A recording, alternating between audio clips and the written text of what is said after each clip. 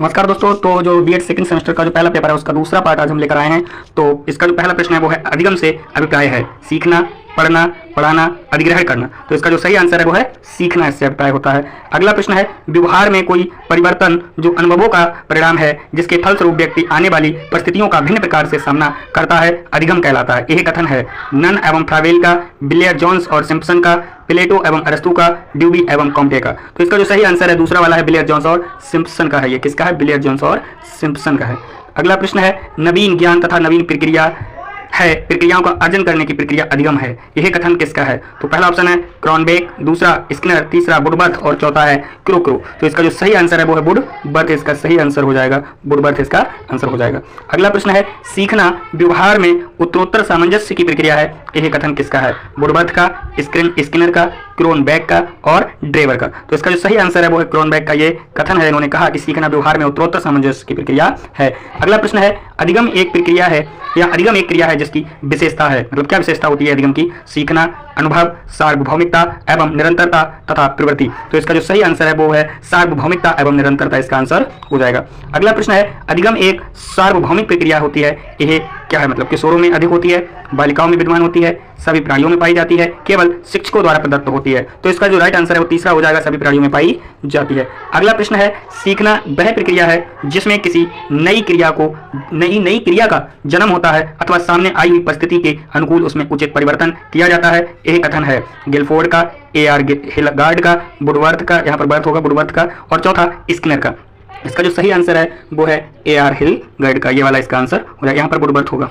अगला प्रश्न है सीखने के कौन कौन से प्रकार हैं? गामक, निर्देशनात्मक, ज्ञानात्मक, उपयुक्त सभी। तो इसका जो सही आंसर है वो उपयुक्त सभी आंसर हो जाएगा, क्योंकि सीखने के ये सभी प्रकार हैं। अगला प्रश्न है व्यवहार के कारण व्यवहार में परिवर्तन ही सीखना है। यही कथन है गिलफोर्ड का, एडम्स का, नन का, रॉस का। तो ये जो सही आंसर इसका हो जाएगा वो हो जाएगा गिलफोर्ड, इसका आंसर हो जाएगा। क्या हो जाएगा? गिलफोर्ड हो जाएगा। अगला प्रश्न है कौन सा कारक अधिगम को प्रभावित करता है?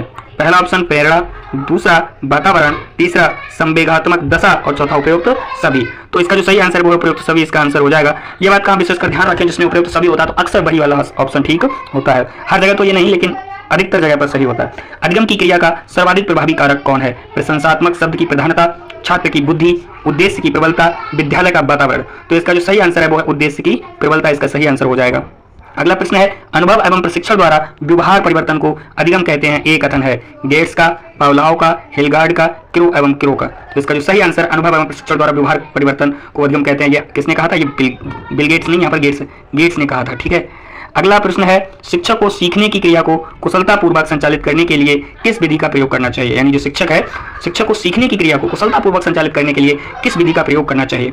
सस्वर पठन विधि का, समग्र एवं खंडस अध्ययन विधि का, आसानदिगमन प्रगतिशील विधि का। तो और द है, मतलब चौथा ऑप्शन है आवश्यकता अनुसार उपयुक्त विधियों में से किसी एक का उपयोग करने का। तो इसका जो चौथा आंसर यही वाला ठीक हो जाएगा, आवश्यकता अनुसार उपयुक्त विधियों में से किसी एक का उपयोग करने का।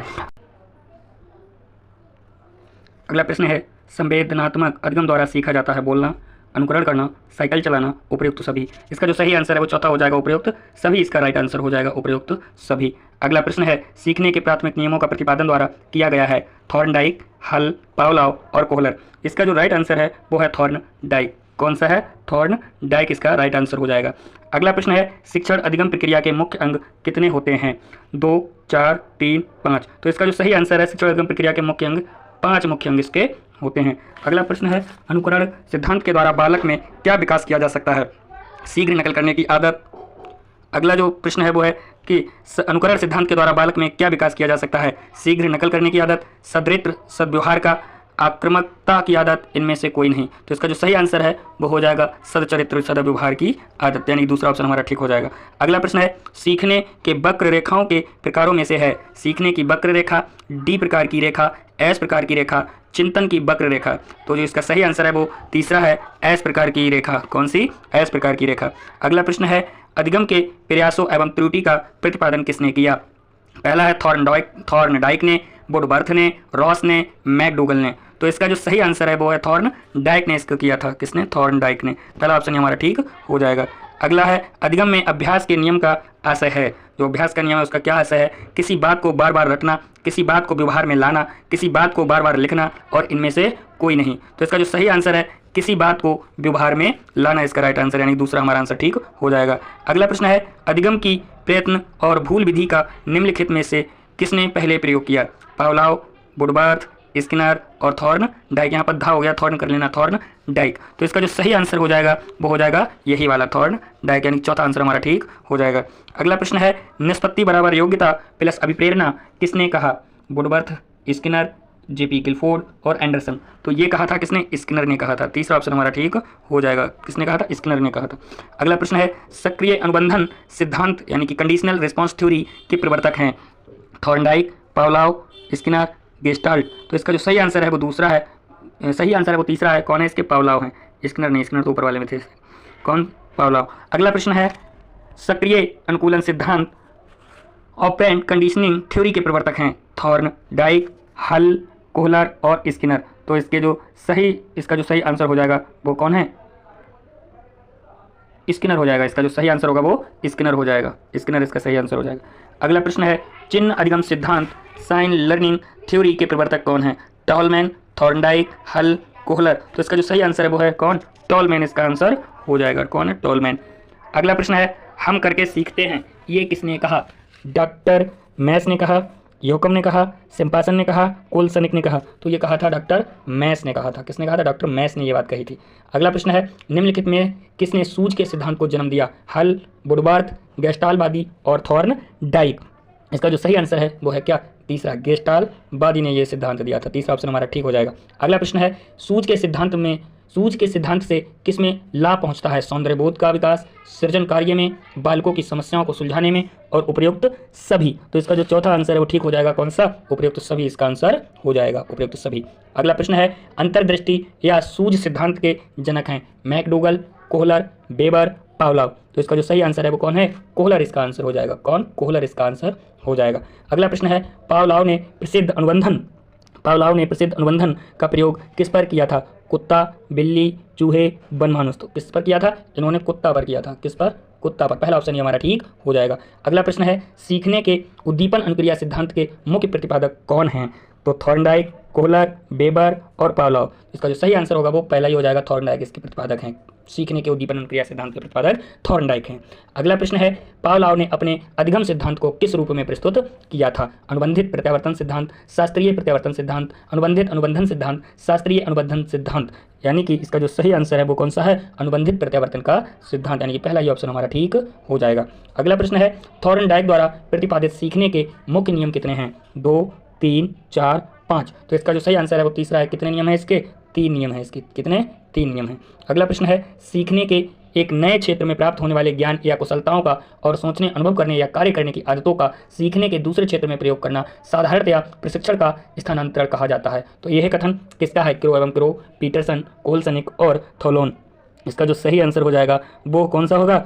वो आ हो जाएगा, यानी कि पहला ही हो जाएगा। कौन है इसके? क्रो है। कौन है? क्रो है।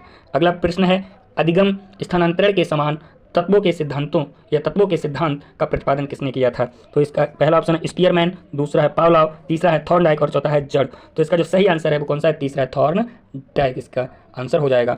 अगला प्रश्न है प्रेरणा कार्य को आरंभ करने, जारी रखने और नियमित करने की प्रक्रिया है। यह कथन किसका है? गुड, वुडवर्थ, लावेल या इनमें से कोई नहीं। तो इसका जो आंसर है पहला ही है। कौन है? गुड है। अगला प्रश्न है निम्नलिखित में सामाजिक प्रेरक है? निम्नलिखित में से सामाजिक प्रेरक है? आत्मगौरव, काम, भूख और इनमें से कोई नहीं। तो इसका पहला ही आंसर ठीक है। आत्मगौरव जो है वो सामाजिक प्रेरक है। ठीक है। अगला प्रश्न है निम्नलिखित में जैविक प्रेरक है? नींद, आत्मगौरव, मदपान और उपयुक्त सभी। तो इसका जो सही आंसर है पहला ही हो जाएगा। नींद इसका आंसर हो जाएगा। अगला प्रश्न है निम्न के अभाव में प्रेरणा की प्रक्रिया प्रारंभ नहीं हो सकती? प्रोत्साहन, आवश्यकता, प्रोद्बोधक और दंड। तो इसका जो सही आंसर है वो है आवश्यकता इसका आंसर हो जाएगा। दूसरा आंसर इसका ठीक हो जाएगा। अगला प्रश्न है प्रेरणा कार्य को आरंभ करने, जारी रखने और नियंत्रित करने की प्रक्रिया है? Ross, good, Garrett, Skinner. तो इसका जो सही आंसर है वो कौन सा? गुड हो जाएगा। दूसरा आंसर इसका ठीक हो जाएगा। अगला प्रश्न है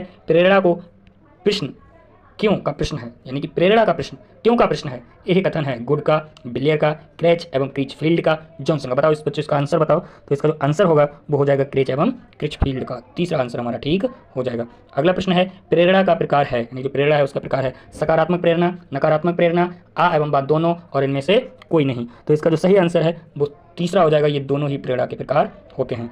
अगला प्रश्न है प्रेरणा के स्रोत हैं आवश्यकताएं, चालक एवं प्रेरक, उद्दीपन और उपयुक्त सभी। तो इसका आंसर है उपयुक्त सभी, यानी कि चौथा आंसर हमारा ठीक हो जाएगा। अगला प्रश्न है प्रेरणा व्यवहार को जागृत करने, क्रिया के विकास को संपादित करने और क्रिया के तरीकों को नियंत्रित करने की प्रक्रिया है। यह कथन किसका है।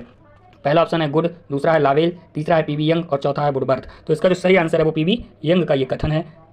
अगला प्रश्न है प्रेरणा छात्रों में रुचि उत्पन्न करने की कला है। यह कथन किसका है। थॉमसन का, पीवी यंग का, लावेल का और वुडवर्थ का। तो ये किसका है, थॉमसन का है। पहला ही ऑप्शन हमारा ठीक हो जाएगा। अगला प्रश्न है सामाजिक प्रेरक है भूख, प्यास, प्रेम, आत्मगौरव। तो आत्मगौरव जो है सामाजिक प्रेरक है। अगला प्रश्न है जैविक प्रेरक है नींद, अर्जनात्मकता, मन व्यसन, आत्म प्रशंसा।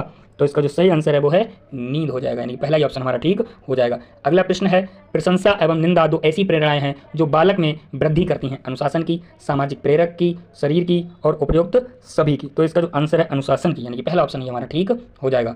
अगला प्रश्न है थॉर्नडाइक ने अधिगम के कौन से नियम दिए। अभ्यास का नियम, गुरुत्वाकर्षण का नियम, तत्परता का नियम, केवल आ और सा। अब ये आपको ध्यान से पढ़ना है और बताना है। तो मेरे हिसाब से इसका आंसर कौन सा है, चौथा आंसर इसका ठीक है, क्योंकि अभ्यास का और तत्परता का नियम थॉर्नडाइक ने दिए थे। अगला प्रश्न है कोहलर निम्न में से किसके लिए जाने जाते हैं। सूझ या अंतर्दृष्टि सिद्धांत, संबंध प्रतिक्रिया सिद्धांत, प्रबलन सिद्धांत, क्रिया प्रस्तुत सिद्धांत। तो इसका जो सही आंसर है सूझ या अंतर्दृष्टि सिद्धांत, पहला ही ऑप्शन हमारा ठीक हो जाएगा। अगला प्रश्न है अनुकूलित अनुक्रिया सिद्धांत किस विद्वान ने प्रतिपादित किया। H.W. बर्नार्ड, जी लेस्टर एंडरसन, I.P. पावलाव और J.P. गिलफोर्ड। तो इसका जो सही आंसर है I.P. पावलाव, यानी कि तीसरा ऑप्शन हमारा ठीक हो जाएगा। अगला प्रश्न है शिक्षण व अधिगम में संबंध का आधार क्या है। व्यवहार परिवर्तन, शिक्षण उद्देश्य, अधिगम परिस्थितियां और उपयुक्त सभी। तो इसका जो आंसर होगा वो उपयुक्त सभी हो जाएगा, यानी कि चौथा ऑप्शन हमारा ठीक हो जाएगा। अगला प्रश्न है अधिगम परिस्थितियों का विकास किया। B.M. ब्लूम ने, रॉबर्ट गेने ने, हर्बर्ट स्पेंसर ने और रॉबर्ट गिलेसर ने। तो इसका जो सही आंसर है वो है रॉबर्ट गेने ने इसको किया था, रॉबर्ट गेने। दूसरा ऑप्शन हमारा ठीक हो जाएगा। अगला प्रश्न है अधिगम परिस्थितियों का शिक्षण में उपयोग किया। रॉबर्ट ग्लेंसर ने, हर्बर्ट ने, डेवीज ने, मॉरिसन ने। तो इसका सही आंसर है तीसरा आंसर इसका सही है डेवीज ने किया था। किसने, डेवीज ने। अगला प्रश्न है शिक्षण व अधिगम के सम्मिलित घटक हैं परिस्थिति, उद्देश्य, परिणाम और उपयुक्त सभी। तो इसका भी आंसर चौथा हो जाएगा, उपयुक्त सभी जो है वो शिक्षण व अधिगम के सम्मिलित घटक हैं। अगला है शिक्षण प्रक्रिया के पक्ष हैं छात्र, शिक्षक, पाठ्य वस्तु और उपयुक्त सभी। तो इसका भी आंसर क्या है, उपयुक्त सभी। इसका भी आंसर चौथा ही ठीक हो जाएगा। अगला प्रश्न है शिक्षण व्यवस्था के स्तर हैं बोध स्तर, स्मृति स्तर, चिंतन स्तर और उपयुक्त सभी। तो ये सभी ही जो है शिक्षण व्यवस्था के क्या हैं, स्तर होते हैं। अगला प्रश्न है शिक्षण अधिगम के स्तर हैं 5, 3, 2, 4। तो इसका जो सही आंसर है वो कितने हैं, 3 हैं, यानी कि दूसरा ऑप्शन हमारा ठीक हो जाएगा। कितने हैं शिक्षण अधिगम के स्तर हैं, कितने स्तर हैं, 3 स्तर होते हैं, यानी कि दूसरा ऑप्शन हमारा ठीक हो जाएगा। अगला प्रश्न है बोध स्तर की शिक्षण व्यवस्था को कितने भागों में बांटा गया है। 5, 3, 7, 4। तो इसकी जो अवस्था है बोध स्तर की जो शिक्षण व्यवस्था है उसको कितने 5 भागों में बांटा गया है। पहला ही ऑप्शन हमारा ठीक हो जाएगा। अगला प्रश्न है स्मृति स्तर शिक्षण अधिगम है विचारपूर्ण, विचारहीन, तर्कपूर्ण और उपयुक्त सभी। तो इसका आंसर कौन सा है, विचारहीन। दूसरा ऑप्शन हमारा ठीक हो जाएगा। अगला प्रश्न है बिना समझे पाठ्य वस्तु को रटना किस शिक्षण का स्वरूप है। चिंतन स्तर, स्मृति स्तर, बोध स्तर, इनमें से कोई नहीं। तो इसका जो सही आंसर है वो है स्मृति स्तर हो जाएगा, यानी दूसरा ऑप्शन हमारा ठीक हो जाएगा। अगला प्रश्न है शिक्षण का मुख्य स्तर है बोध स्तर, स्मृति स्तर, चिंतन स्तर, उपयुक्त सभी। तो इसका जो सही आंसर है वो चौथा होगा, उपयुक्त सभी ही शिक्षण के मुख्य स्तर होते हैं। अगला प्रश्न है अधिक अर्थपूर्ण शिक्षण का स्तर है बोध स्तर, स्मृति स्तर, चिंतन स्तर, उपयुक्त सभी। तो इसका जो आंसर हो जाएगा वो हो जाएगा क्या, चिंतन स्तर। कौन सा, चिंतन स्तर, यानी तीसरा ऑप्शन हमारा ठीक हो जाएगा। अगला प्रश्न है स्मृति स्तर के शिक्षण का विकास किया कर्ट लेविन ने, मॉरिसन ने, हर्बर्ट और हंट ने। ठीक है, यहाँ पर बेटा मॉरिसन नहीं मॉरिसन होगा, इसको ठीक कर लेना। तो इसका जो सही आंसर है मॉरिसन ही होगा। क्या होगा, मॉरिसन ही होगा। ये मान लिख गया है PDF में, तो इसको ठीक कर लेना, मॉरिसन कर लेना। अगला प्रश्न है हार्वर्ड की पंचपदीय प्रणाली का उपयोग किया जाता है? चिंतन स्तर, स्मृति स्तर, बोध स्तर और इनमें से कोई नहीं। तो इसका जो सही आंसर है वो है स्मृति स्तर। कौन सा? स्मृति स्तर इसका सही आंसर हो जाएगा, राइट आंसर हो जाएगा। अगला प्रश्न है समस्यात्मक परिस्थितियों का उपयोग किया जाता है? स्मृति स्तर, चिंतन स्तर, बोध स्तर और उपयुक्त सभी। तो इसका जो सही आंसर है वो है कौन सा? चिंतन स्तर इसका सही आंसर हो जाएगा। अगला प्रश्न है चिंतन शिक्षण स्तर का विकास किया? जॉन ड्यूबी, कोर्टलिविन, हंट और मॉरिसन ने। तो इसका जो सही आंसर है वो कौन है? हंट है। क्या है? हंट इसका सही आंसर हो जाएगा। अगला प्रश्न है छात्रों की बुद्धि की भूमिका नगण्य होती है? स्मृति स्तर पर, चिंतन स्तर पर, बोध स्तर पर, इनमें से किसी भी नहीं। तो इसका जो सही आंसर है वो कौन सा है? चिंतन स्तर पर, यानी कि दूसरा ऑप्शन हमारा ठीक हो जाएगा, चिंतन स्तर पर। अगला प्रश्न है, इस प्रश्न का जवाब दीजिए आप लोग। तो सृजनात्मक शिक्षण की व्यवस्था की जाती है स्मृति स्तर पर, चिंतन स्तर पर, बोध स्तर पर, इनमें से किसी में नहीं। तो इसका जो राइट आंसर है वो है दूसरा हो जाएगा, चिंतन स्तर पर। किस पर? चिंतन स्तर पर। ठीक है। अगला प्रश्न है the concept of reflex in the description of behaviour 1930 नामक पुस्तक के रचयिता हैं जेम्स, प्रेटी, कांट और स्किनर। तो इसका जो सही आंसर हो जाएगा वो हो जाएगा कौन? चौथे नंबर का हमारा आंसर ठीक हो जाएगा, स्किनर ने ये पुस्तक लिखी थी। अगला प्रश्न है सीखने की उत्तेजना अनुक्रिया सिद्धांत का सर्वप्रथम प्रयोग किया था? थॉर्नडाइक ने, टॉलमैन ने, कोहलर ने और हल ने। तो इसका जो सही आंसर है वो थॉर्नडाइक हो जाएगा, यानी कि पहली बार सीखने की उत्तेजना अनुक्रिया सिद्धांत का सर्वप्रथम प्रयोग थॉर्नडाइक ने किया था। अगला प्रश्न है कोहलर तथा कोपका मनोवैज्ञानिक थे? गेस्टाल्टवादी, अनुबंधित, व्यवहारवादी और इनमें से कोई नहीं। तो इसका जो सही आंसर है पहला ही है, गेस्टाल्टवादी थे। ये कैसे थे? गेस्टाल्टवादी थे। अगला प्रश्न है गेस्टाल्ट का संबंध है आंशिक से, समग्र व संपूर्ण से, आ और व दोनों से और इनमें से कोई नहीं। तो इसका जो सही आंसर है समग्र या संपूर्ण से है, दूसरा ऑप्शन हमारा ठीक हो जाएगा। अगला प्रश्न है प्रणोदन का अर्थ है सामाजिक प्रेरक, शारीरिक रूप से उत्पन्न प्रेरणा, मूल प्रवृत्ति और आवश्यकता। तो इसका जो सही आंसर होगा कौन सा होगा? शारीरिक रूप से उत्पन्न प्रेरणा, यानी कि तीसरा ऑप्शन, दूसरा ऑप्शन हमारा ठीक हो जाएगा। अगला प्रश्न है उद्दीपन या उत्तेजना है आंतरिक ऊर्जा, बाह्य ऊर्जा, आ और बा दोनों, इनमें से कोई नहीं। तो इसका जो सही आंसर है वो है बाह्य ऊर्जा। कौन सी? बाह्य ऊर्जा। अगला प्रश्न है परंपरागत अनुबंधन अनुकूलन का सिद्धांत नाम से भी जाना जाता है? सहचर्यात्मक सिद्धांत, सक्रिय अनुकूलन सिद्धांत, क्षेत्र सिद्धांत, चिन्ह अधिगम। तो इसका जो सही आंसर होगा वो हो जाएगा सहचर्यात्मक सिद्धांत। पहला ही ऑप्शन हमारा ठीक हो जाएगा। ठीक है। अगले प्रश्न का उत्तर आप लोग देंगे एक अच्छा अधिगम निर्भर करता है? पहला ऑप्शन है शिक्षक, दूसरा छात्रों की सक्रिय रुचि और तीसरा अच्छी शिक्षण विधियां और चौथा इनमें से कोई नहीं। आंसर दीजिएगा आप लोग। तो इसका सही आंसर है छात्रों की सक्रिय रुचि, दूसरा ऑप्शन हमारा ठीक हो जाएगा। अगला प्रश्न है मैस्लो ने किस मानव प्रेरक पर अधिक बल दिया? प्रतिष्ठा प्रेरक, अधिकार प्रेरक, उपलब्धि प्रेरक, आत्म कार्यान्वयन प्रेरक। तो इसका जो सही आंसर हो जाएगा वो कौन सा हो जाएगा? चौथा वाला हो जाएगा, आत्म कार्यान्वयन प्रेरक हो जाएगा, इसका राइट आंसर हो जाएगा। अगला प्रश्न है कोहलर ने वनमानुष को सिखाने के लिए रखा था बॉक्स, केले, आ और बात दोनों, इनमें से कोई नहीं। तो इसने दोनों रखे थे, तीसरा ऑप्शन हमारा ठीक हो जाएगा, केले भी रखे थे और बॉक्स भी रखे थे।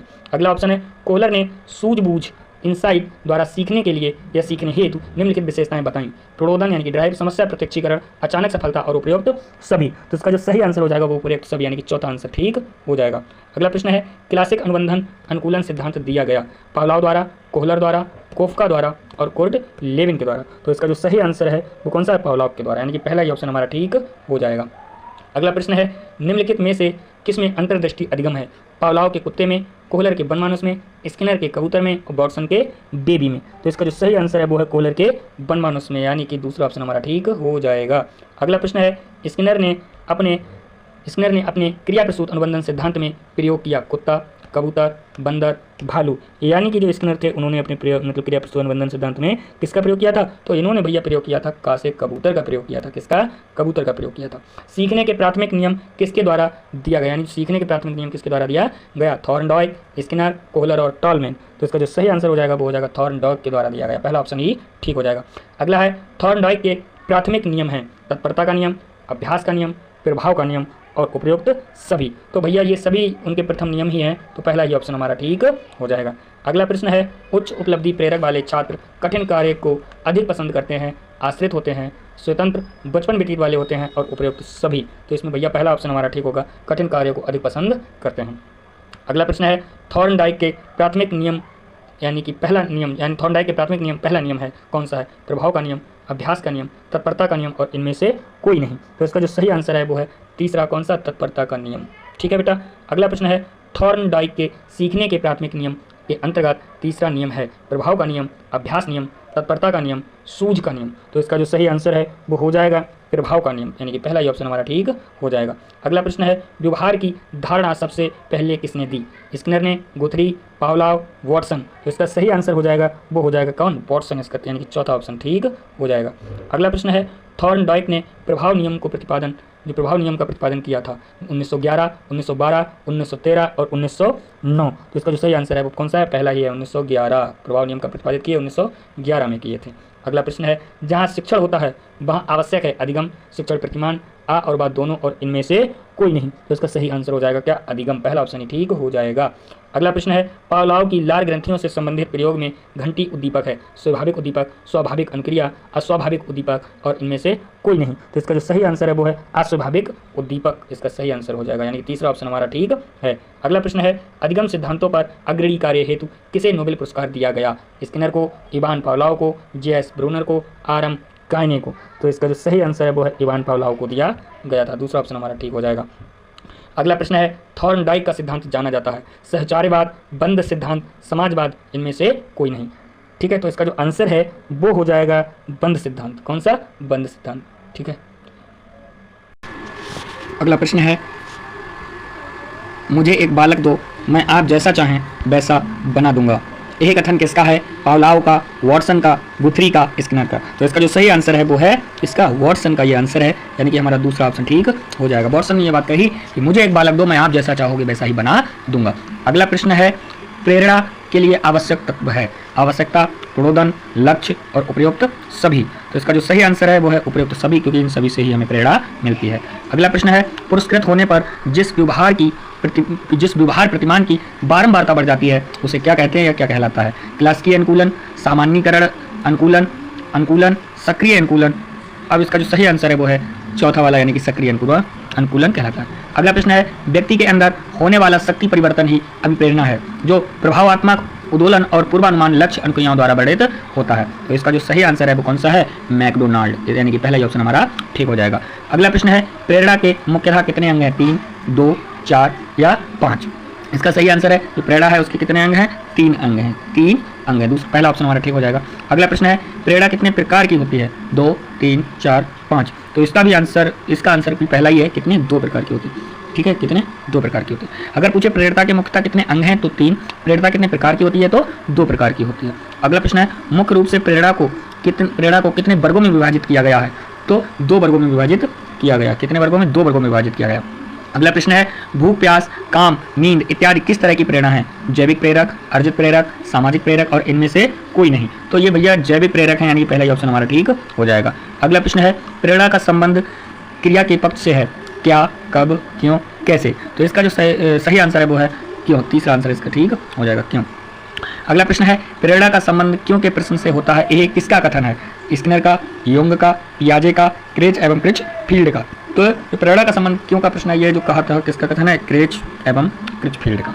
अगला प्रश्न है मूल प्रवृत्ति पर आधारित व्यवहार में संगतता रहती है लेकिन प्रेरित व्यवहार होता है स्थिर, परिवर्तनशील, और वह दोनों और इनमें से कोई नहीं। तो इसका सही आंसर है वो दूसरा है, परिवर्तनशील होता है। अगला प्रश्न है प्रेरणागत व्यवहार का कार्य है उत्तेजना का, दिशा सूचक का, संपोषण का और उपयुक्त सभी का। तो इसका जो सही आंसर है वो है चौथा वाला, उपयुक्त सभी का। अगला प्रश्न है प्रेरणा का प्रारंभ होता है आवश्यकता से, चालन से, उद्दीपन से, उपयुक्त सभी से। तो भैया ये तो आवश्यकता से शुरू होता है, पहला ही ऑप्शन ठीक हो जाएगा। अगला प्रश्न है प्रेरणा की समाप्ति होती है प्रणोदन प्राप्ति से, उद्दीपन प्राप्ति से, और वह दोनों से और इनमें से कोई नहीं। तो इसका जो सही आंसर है वो दूसरा हो जाएगा, किससे होती है? उद्दीपन से होती है। अगला प्रश्न है उद्दीपन उत्तेजना संबंधित होती है, यह संबंधित होता है बाह्य वातावरण से, आंतरिक वातावरण से, और वह दोनों से और इनमें से कोई नहीं। तो भैया ये बाह्य वातावरण से संबंधित होता है। अगला प्रश्न है मैस्लो ने मानवीय आवश्यकताओं को कितने भागों में बांटा? 3, 4, 5, 6। तो हमने बांटा था इसको 5 अवस्थाओं में, तीसरा ऑप्शन हमारा ठीक हो जाएगा। अगला प्रश्न है मैस्लो की आवश्यकता का क्रम है शारीरिक, सुरक्षा, स्नेह तथा सम्मान आवश्यकता। दूसरा है सुरक्षा, स्नेह, सम्मान, शारीरिक आवश्यकता। तीसरा स्नेह, सुरक्षा, सम्मान, शारीरिक आवश्यकता और इनमें से कोई नहीं। तो इसका पहला ही ऑप्शन ठीक है, शारीरिक, सुरक्षा, स्नेह, सम्मान, आवश्यकता, यानी कि पहला ही ऑप्शन हमारा क्या हो जाएगा? ठीक हो जाएगा। अगला प्रश्न है मैस्लो ने मानवीय आवश्यकता का वर्गीकरण प्रस्तुत किया 1901 में, 1954 में, 1940 में, 1971 में। तो इसका जो सही आंसर है वो हो जाएगा दूसरा, 1954 में इसको प्रस्तुत किया था। अगला प्रश्न है मैस्लो ने अभिप्रेरणा की आवश्यकता को कितने वर्गों में विभाजित किया? तो 2, 4, 3 और 5। तो इसका सही आंसर है बेटा 5, इसका सही आंसर है। अगला प्रश्न है मैस्लो ने उच्च स्तर की आवश्यकताओं, सम्मान तथा यथार्थीकरण की प्राप्ति हेतु किसे प्रभावशाली माना है? आंतरिक अभिप्रेरणा को, बाह्य अभिप्रेरणा को, और वह दोनों को, और इनमें से कोई नहीं। तो इसका आंसर है पहला ही, आंतरिक प्रेरणा को, यानी कि आंतरिक अभिप्रेरणा को इन्होंने क्या माना? प्रभावशाली माना। अगला प्रश्न है प्रबलन का संबंध है अनुक्रिया घटाने से, अनुक्रिया बढ़ाने से, आ और बा दोनों से, और इनमें से कोई नहीं। तो इसका जो सही आंसर है वो है तीसरा, ये इन दोनों से होता है इसका संबंध। अगला प्रश्न है अस्वाभाविक और स्वाभाविक उत्तेजना में विलंब अनुकूलन में होता है बाधक, सहायक, अ और बा दोनों, इनमें से कोई नहीं। तो इसका पहला ही ऑप्शन ठीक है, बाधक होता है भैया। अगला है पावलोव ने 30 सेकंड से कम समय के अंतर को स्वाभाविक एवं अस्वाभाविक उत्तेजना में अनुकूलन हेतु माना। उपयुक्त, अनुपयुक्त, शीघ्र अनुकूलन में सहायक, द और सा। तो इसका जो सही आंसर है वो है द और सा, यानी कि ये दोनों ही ठीक हैं, आ वाला भी और सा वाला भी। अगला प्रश्न है पुरस्कृत होने पर जिस व्यवहार प्रतिमान की बारंबारता बढ़ जाती है कहलाता है अनुकूलन, क्रिया प्रसूत अनुकूलन, सामान्यीकरण, क्लासिकीय अनुकूलन। तो इसका जो सही आंसर है वो है कौन सा? क्रिया प्रसूत अनुकूलन, यानी दूसरा ऑप्शन हमारा ठीक हो जाएगा। अगला प्रश्न है प्रयत्न तथा त्रुटि का सिद्धांत दिया गया पावलोव द्वारा, गुथरी द्वारा, हल द्वारा, थॉर्नडाइक द्वारा। तो इसका जो सही आंसर है वो कौन सा है? किसके द्वारा दिया गया? थॉर्नडाइक द्वारा दिया गया। अगला प्रश्न है पावलोव ने अनुकूलन द्वारा सीखने हेतु आवश्यक बताया, मतलब क्या आवश्यक है? आवश्यकता, पुनर्वलन, पुनरावृत्ति और उपयुक्त सभी। तो इसका जो सही आंसर है वो उपयुक्त सभी हो जाएगा। क्या हो जाएगा? उपयुक्त सभी। अगला प्रश्न है थॉर्नडाइक ने प्रयत्न एवं भूल से सीखने के लिए बिल्ली, कुत्ता, गाय, पक्षी, इन सबको लिया। तो इनमें से जो सही आंसर है कौन सा है? बताओ भाई। तो इसका सही आंसर है बिल्ली है। अगला प्रश्न है अनुकूलन स्थापित होने के पश्चात स्वाभाविक उत्तेजना में देरी अभाव उत्पन्न करता है। पुनर्बलन, भेदीकरण, विलोपन और उपयुक्त सभी। तो इसका सही आंसर है वो है विलोपन, यानी तीसरा आंसर ठीक हो जाएगा। अगला प्रश्न है थॉर्नडाइक ने अपने प्रयोग में बिल्ली को किसमें बंद किया? पिंजड़े में, भ्रांति बॉक्स में, कमरे में, इनमें से कोई नहीं। तो इसका सही आंसर है वो है भ्रांति बॉक्स, यानी कि पजल बॉक्स में बिल्ली को इन्होंने बंद किया था। दूसरा ऑप्शन ठीक हो जाएगा। अगला प्रश्न है स्किनर को सीखने का सिद्धांत जाना जाता है सक्रिय अनुबंधन का सिद्धांत, अनुकूलन सिद्धांत, प्रणोदन का सिद्धांत, और इनमें से कोई नहीं। तो इसका जो सही आंसर है वो कौन सा है? सक्रिय अनुबंधन का सिद्धांत। अगला प्रश्न है पावलोव और स्किनर किससे संबंधित हैं? संरचनात्मक, प्रकार्यवाद, व्यवहारवाद, गेस्टाल्ट। इसका सही आंसर है वो कौन सा है? व्यवहारवाद, यानी तीसरा ऑप्शन हमारा ठीक हो जाएगा। अगला प्रश्न है क्रिया प्रसूत सिद्धांत का संबंध किससे है? स्किनर, पावलोव, थॉर्नडाइक और कोहलर। तो इसका जो सही आंसर है वो है कौन? स्किनर, यानी पहला ही ऑप्शन हमारा ठीक हो जाएगा।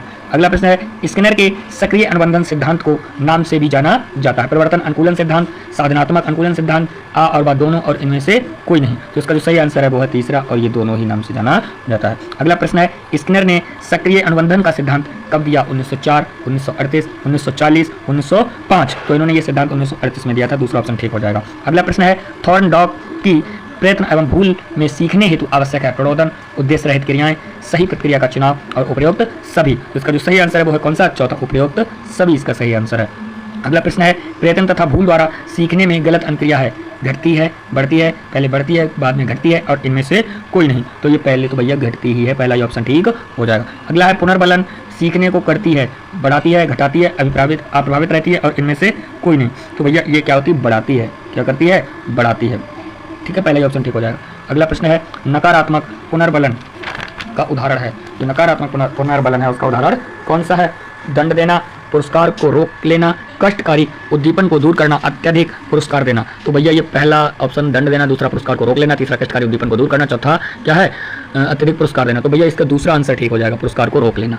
अगला प्रश्न है अधिगम के क्षेत्र का संबंध है गेस्टाल्ट सिद्धांत में, सक्रिय अनुक्रिया सिद्धांत में, आ और बा दोनों में, और इनमें से कोई नहीं। तो इसका सही आंसर है इनमें से कोई नहीं। अगला प्रश्न है सीखने का गौड़ नाम दिया गया पावलोव द्वारा, केटल द्वारा, थॉर्नडाइक द्वारा और कोहलर के द्वारा। तो इसका सही आंसर है तीसरा, किनके द्वारा दिया गया? थॉर्नडाइक के द्वारा दिया गया। अगला प्रश्न है टॉलमैन का सीखने का सिद्धांत नाम से जाना जाता है क्षेत्र का सिद्धांत, प्रत्यावर्तन अनुकूलन का सिद्धांत, आवश्यकता ह्रास सिद्धांत, चिन्ह अधिगम सिद्धांत। इसका जो सही आंसर है वो चिन्ह अधिगम सिद्धांत, यानी चौथा ऑप्शन हमारा ठीक हो जाएगा। अगला प्रश्न है सूझ का सिद्धांत संबंधित है स्किनर से, पावलोव से, गेस्टाल्टवाद से, उपयुक्त सभी। इसका जो सही आंसर है वो है गेस्टाल्टवाद से, तीसरा ऑप्शन हमारा ठीक हो जाएगा। अगला प्रश्न है स्किनर के सिद्धांत में आवश्यक है? परिवर्तन अनुक्रिया, साधनात्मक अनुक्रिया, प्रबलन और उपयुक्त सभी। तो इसका जो सही आंसर है वो कौन सा है? उपयुक्त सभी हो जाएगा, यानी कि परिवर्तन अनुक्रिया, साधनात्मक अनुक्रिया, प्रबलन, यानी कि तीनों ही इसमें है। अगला प्रश्न है, स्किनर के अनुसार शिक्षण परिस्थिति में मिलता है आंशिक पुनर्बलन, पर्ण प्रबलन और व दोनों और इनमें से कोई नहीं। इसका जो सही आंसर है वो पहला ये आंशिक पुनर्बलन। अगला प्रश्न है, असतत प्रबलन को स्किनर ने माना आंशिक प्रबलन, सतत प्रबलन, पूर्ण प्रबलन, इनमें से कोई नहीं। तो इसका पहला ही आंसर है आंशिक प्रबलन, आंशिक प्रबलन। अगला प्रश्न है, स्टिमुलस या उद्दीपन स्थानांतरण का संबंध है BF स्किनर, पावलोव, CL हल, R गुथरी। तो इसका जो सही आंसर है वो हो जाएगा BF स्किनर, इसका सही आंसर हो जाएगा, यानी पहला ही ऑप्शन हमारा ठीक है। अगला प्रश्न है, प्रारंभ में सीखते समय प्राणी का व्यवहार या प्रतिक्रिया होती है असंगठित, संगठित, प्रायोजित और इनमें से कोई नहीं। तो इसका जो सही आंसर है वो होता है पहला असंगठित होती है। अगला प्रश्न है,